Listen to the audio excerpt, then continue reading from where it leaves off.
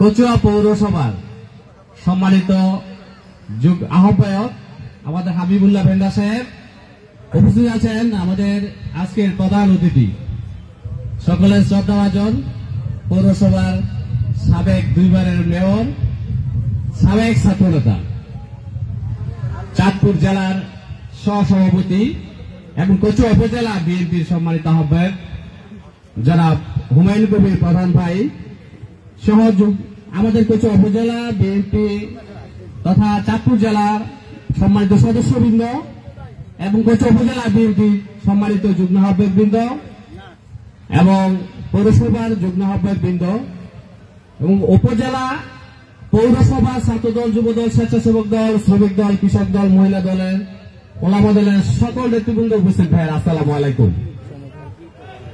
আমরা ইফতার পার্টিতে এসেছি। আমরা এলোমেলো ভাবে না দাঁড়িয়ে যদি আমরা বসি, নেতৃবৃন্দের 2-4টি কথা শুনে আমার মনে হয় দলের উপকার হয়। বিষয়টি সকলেই আপনাদের আমলে নেওয়া উচিত।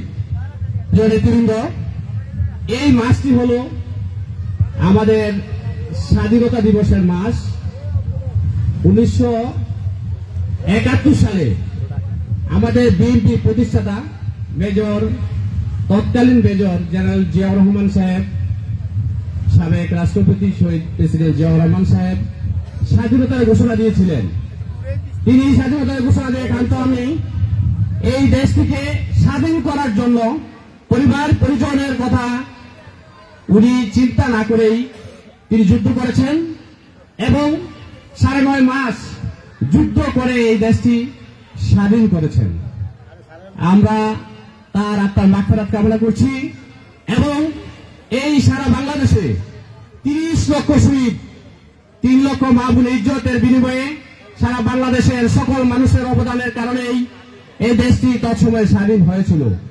আমরা যদিও স্বাধীনতার পরে জন্মগ্রহণ করেছি, ইতিহাস পরে আমরা তা জেনেছি। প্রিয় নেতৃবৃন্দ, আমরা এই স্বাধীন দেশের পরে আবার দীর্ঘদিন পরে আমরা পরাধীন হয়েছিলাম।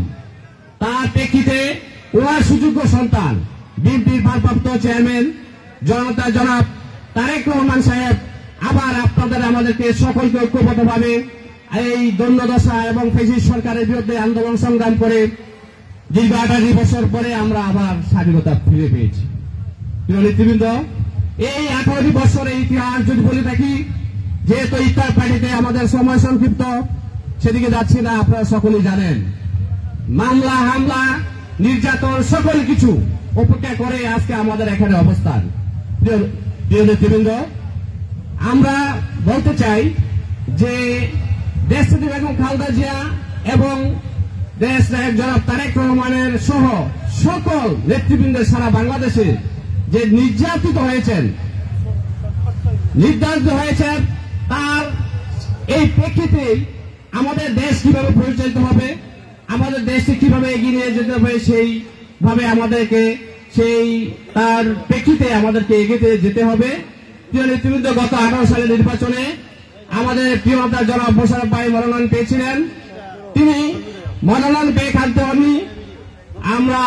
উনি সকল কচুয়া উপজেলা বিএনপি এবং অঙ্গ সংগঠন, পৌরসভা অঙ্গ সংগঠন সকলকে নিয়ে এই দীর্ঘ সময় এই রাজনীতিকে উনি ধরে রেখেছেন এবং আমরা ওনার নেতৃত্বেই জেলা এবং কেন্দ্র কুমিল্লা বিভাগ সহ সকল অঙ্গ সংগঠন আমাদের কেন্দ্রে নির্দেশিত সকল প্রোগ্রাম আমরা পালন করেছি এবং এই কচুয়া বিএনপি কে উনি পরিচালিত করে যেখানে যা প্রয়োজন আমাদের পাশে উনি আছেন এবং থাকবেন।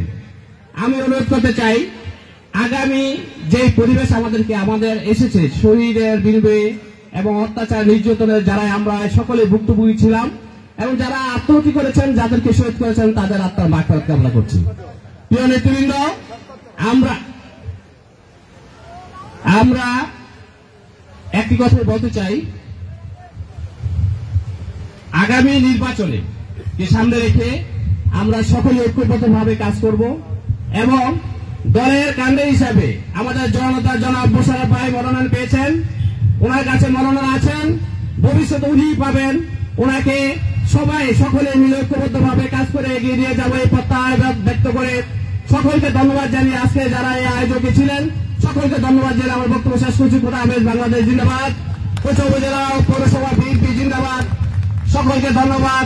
জাসিদ বেগম খালেদা জিন্দাবাদ। শহীদ জিয়া অমর হোক। এবং আমাদের ভারপ্রাপ্ত চেয়ারম্যান বিএনপি জনতা জনাব তারেক রহমান জিন্দাবাদ। মোশাররফ ভাই জিন্দাবাদ। জিন্দাবাদ। ধন্যবাদ।